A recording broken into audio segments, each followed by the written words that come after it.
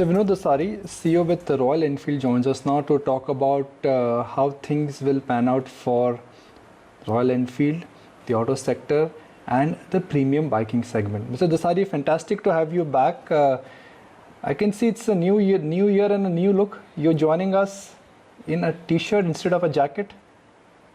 Oh, well, I always wear Royal Enfield apparel. I'm proud of it. They do a great job. Thank you. Mr. Dasari, last time when we spoke, you were reasonably confident that demand would come back. And demand indeed has come back. And demand has come back in a roaring manner. Inventory levels are low, order backlogs are there for Royal Enfield. My question to you is that why there has been such a spurt in demand? Because the comeback in demand has been nothing short of mesmerizing.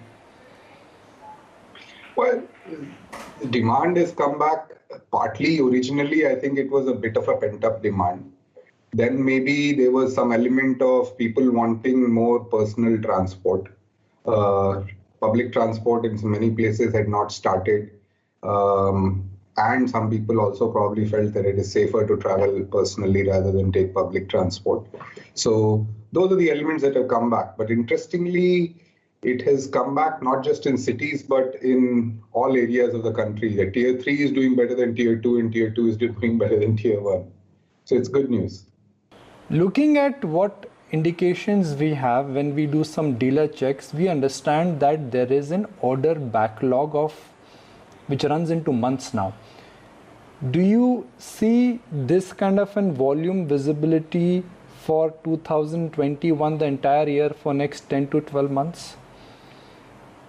Oh, we don't want to keep our customers waiting for too long. Yes, we do have an order backlog. And in some models, as you rightly say, it is in months. But we did have a very successful launch of a product called Meteor last quarter, which has done incredibly well. We have a series of new products, as I had talked earlier, that we will launch one new product every quarter. And so we have that planned out. So hopefully we'll continue to keep the demand at a high level.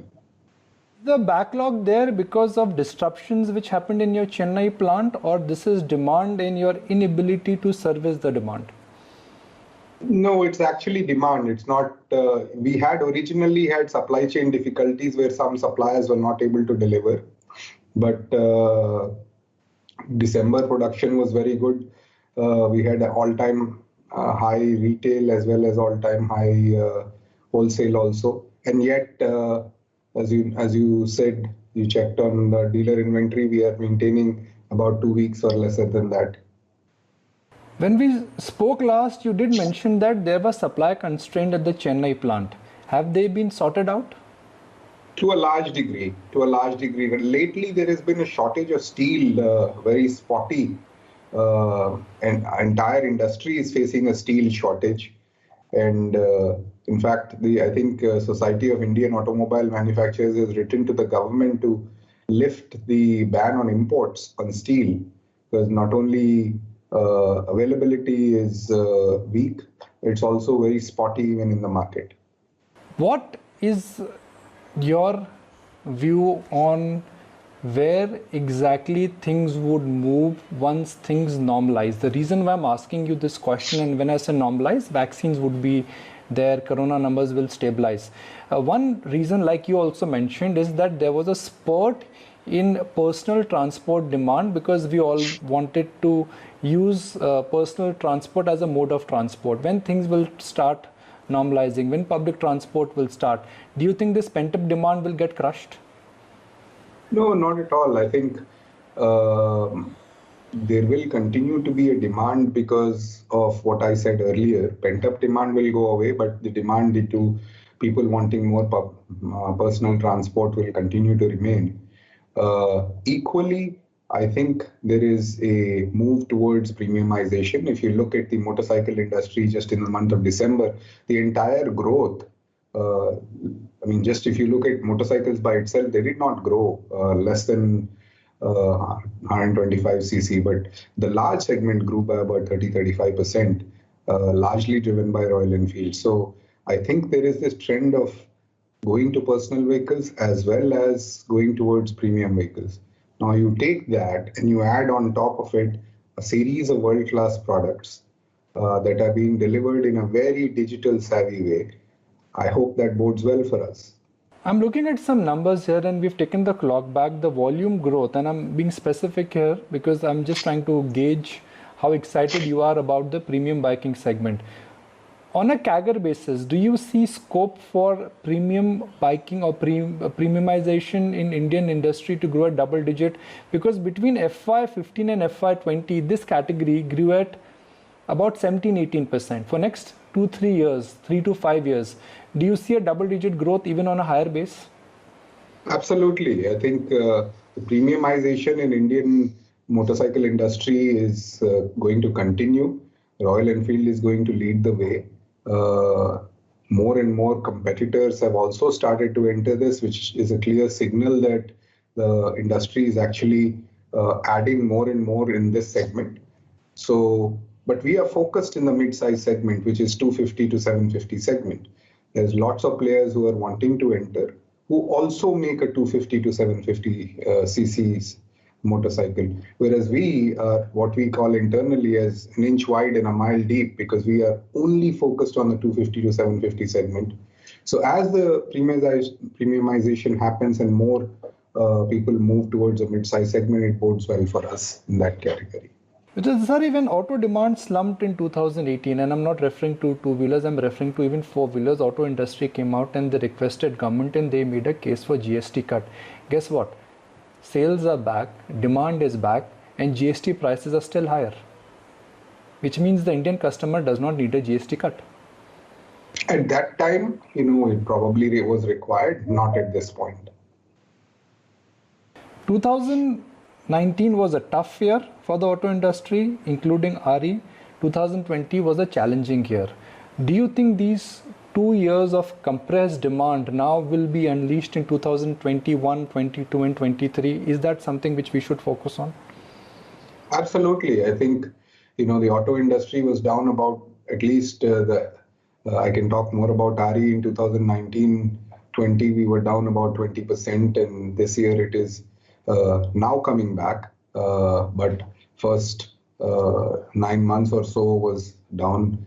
In December to December, we are actually better, but I don't think we'll catch up to what was last year. So we have two levels to catch up. One is to catch up to 1920 and then to catch up to an even higher level. So there is at least a 30 to 40% upside just to return to where we were. And after that, there is continued demand growth because of the premiumization that we talked about. So we are quite excited about it. But equally, we are not just focused on the India market. In most of our export markets, we are actually having higher retails than last year on a YTD basis. That means despite COVID and despite all the container shortages and all the issues that we faced, the supply chain problems, our retail is actually higher than last year. So the growth in network and globalization that we talked about earlier is actually starting to pay off now. So India market is likely to come back. Equally, our presence outside India will grow. We're still only about 4 to 5% outside India, so that's a good opportunity for us. I'm going to take a leaf from your earlier comment, which is that this segment which you represent is an exciting segment, and that is the reason why competition also is looking at launches. Now, if competition kicks in, that is an endorsement of a big market size, but that also means that market share erosion will happen for you, and it could also lead to a price war. Are my assumptions right? No, I think I look at it rather than a negative view to this. I look at it in a positive way. I say that the more new products are launched in this segment, the more customers will actually look at this segment. And when they do look at this segment, there are others who are offering one product or two products in this category of 250 to 750 cc. We offer so many permutations and combinations. Meteor alone, because of this MIY program that we had launched, has 500,000 personalization options. There's no other motorcycle company in the world that can offer that level of options for personalization to a customer. So When I say we are so focused on this and we have such a wide variety of products and options, people will look at the segments and then start to migrate to us. So the more new competition has come, actually it has increased the market size, not kept the market size the same, and we are all fighting for the same pie. So the market size growth will happen, and we continue to have a high market share in that segment, which bodes well for us. How many years before we flash on ET Now screen that iShare monthly dispatch numbers have reached to 1 lakh? When do you think you'll reach that number?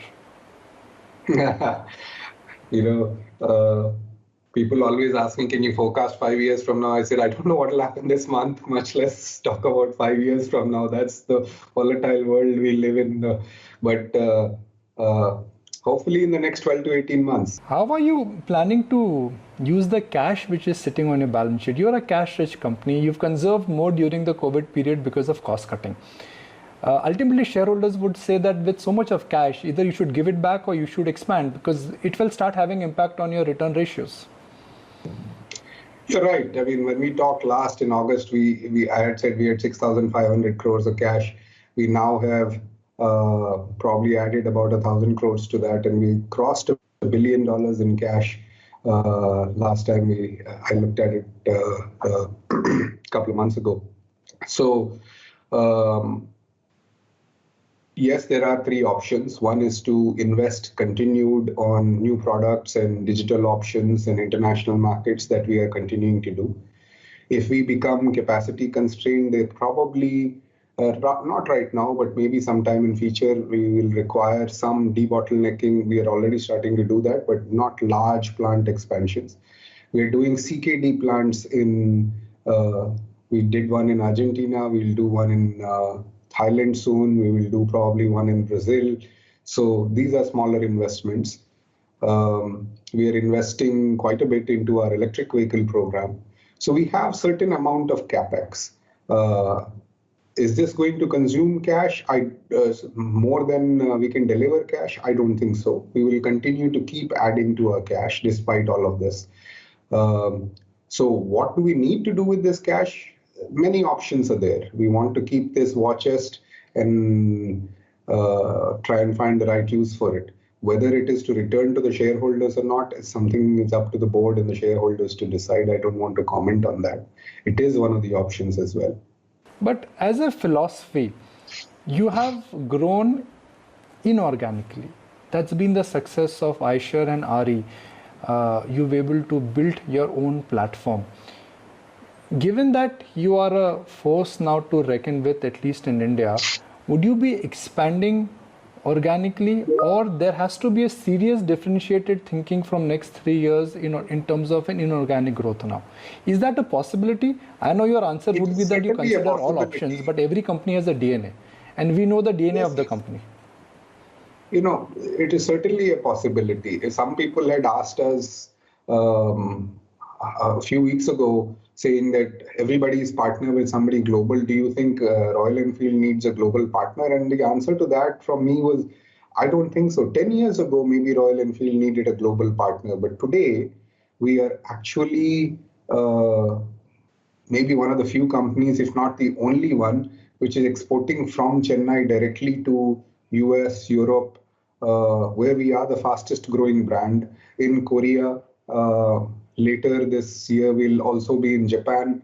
Automotive companies that are selling in Korea, Japan, North America, from India, that's the level of quality and that's a level of excellence that we've been able to achieve without a global partner. So I don't think we need a global partner for helping us technology access or something like that. We have that. Now, then the other reason why we would want to do an acquisition is possibly to say, hey, are there technology portions that we don't have and we should acquire? Maybe electric vehicle or something like that. Those would be much smaller. I don't think we'll do a massive kind of thing, even if we'll find one. And I'm only answering your speculation that we will do an acquisition. I'm not saying that we will. If there is a global player out there that fits our bill and falls into our lap, we will certainly consider it. It is not something that we will say that we will not consider. I always say that when we look at an acquisition, we should look at three T's. One is a technology, second is a territory, and third is talent. At least two out of those three T's should hit us very positively, and only then it's worth considering. So there are many options that keep coming to us. We keep looking. We are not desperate. We are not on a shopping spree to say we have so much cash, let's go buy someone. But we are open to any suggestions, whether small or large, to look at. So even as you plan to move into the EV space, do you think based on the in-house technology, you will be able to have a market share dent and have a great product without acquiring technology? Well, there are two or three ways to acquire technology. You could buy a company, you could license technology, or you could develop the technology on our own. So we are focused more on the last part and buying material from suppliers who are proven to be good in this sector. So we're learning. We built a couple of EV vehicles already. I rode them and they were fabulous. We're in no hurry to launch them. EV, as I said earlier to you also, that it's not a question of when EV will come or whether it will come, but it's a question of when. So they will come. It's not going to happen immediately. So unless the economics significantly improve, even today, I think both the acquisition cost of electric vehicle as well as the operating cost of an electric vehicle are far higher than an IC vehicle. So it is not switching yet. No amount of government subsidy is helping that also. So, but it will happen. I think it will happen in three segments first. It will happen in intracity buses, it will happen in intracity light commercial vehicles, and it will happen in light commute, like scooters and all. Motorcycles and all and cars will happen, but a little bit later. So by that time, we'll be more than ready. The top line, demand and order backlogs, indications which investors look at, that is stable. But when do you think margins will also make a comeback? If I frankly look at your gross profit, it has been remarkably steady at the gross level. But at the margin level, there has been a decline. Are you likely to make it up? Are you likely to come back to your original ratios? I don't want to comment on immediate plans or anything like that because we are in the silent period, as you know. But yes, long run, we do hope that margins will come back. We are one of the most profitable motorcycle companies in the world. And we had seen some decline because of the commodity cost growth, as well as the investments that we had done in our own people costs and overheads. As a result of some of those investments, now we are starting to see the volume. So overall, our overheads as a percentage of sales is practically back to where we want it to be. And we'll continue to sharpen ourselves and fine-tune ourselves. So that's not too much of a worry for us right now. Bajaj Auto gets about 1/3 of its revenue from exports, something which couple of years did not exist. It's a business they've built in last 10-12 years. Are your plans in the export market that ambitious that nearly 1/4 or 1/3 of the business in coming years could come from exports? Is that an achievable number? Well, we had set up, as we talked last time, when I mentioned that when we laid out RE 2.0, one of the core elements of that was that not only we will get about 20% from outside India, we also said that we will get 20% of our revenue from non-motorcycle sales, which is apparel and accessories and spare parts and other solutions that customer actually spends on after the purchase of the motorcycle. And it could be anything, financing, insurance, many other things that the customer is spending money on.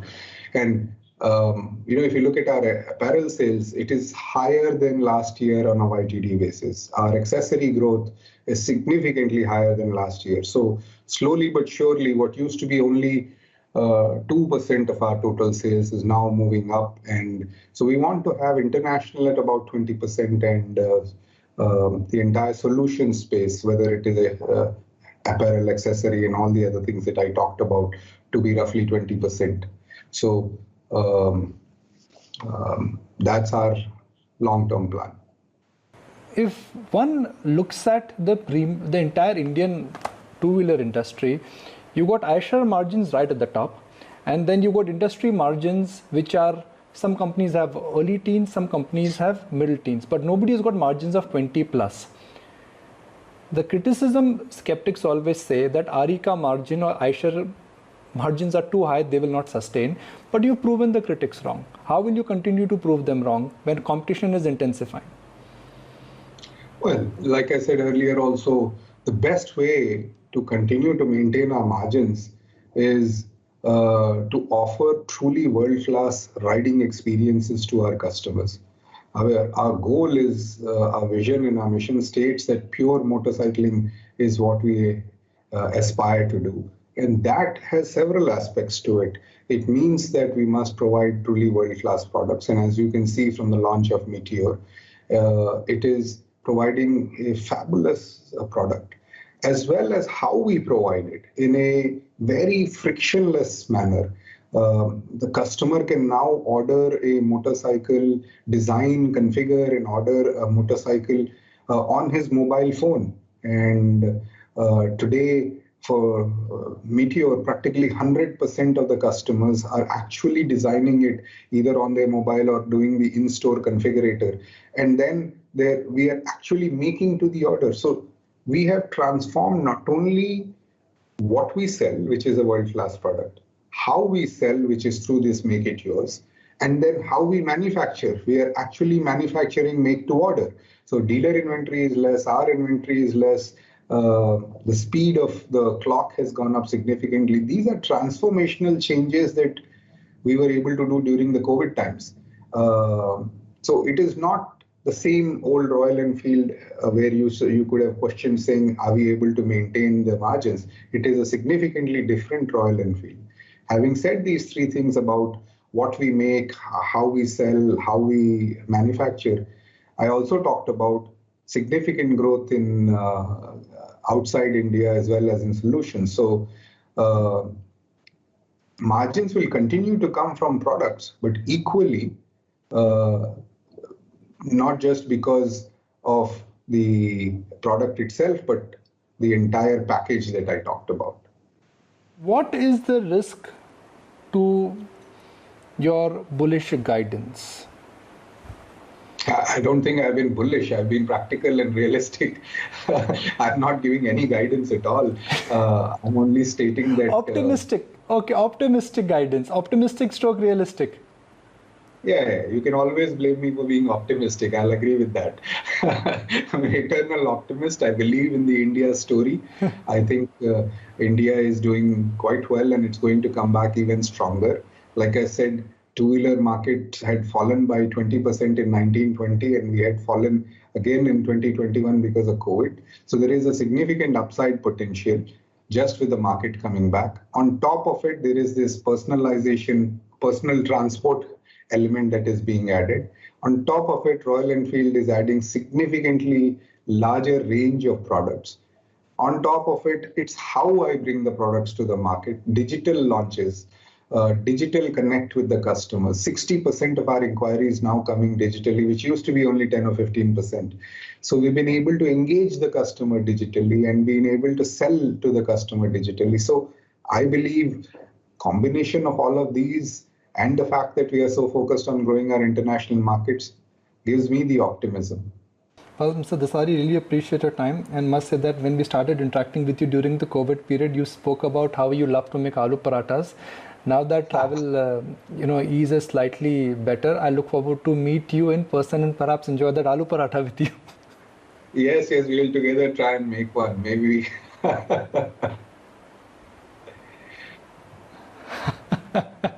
Have a great day and a great year ahead, sir. Thank you very much. Good chatting with you. Bye-bye.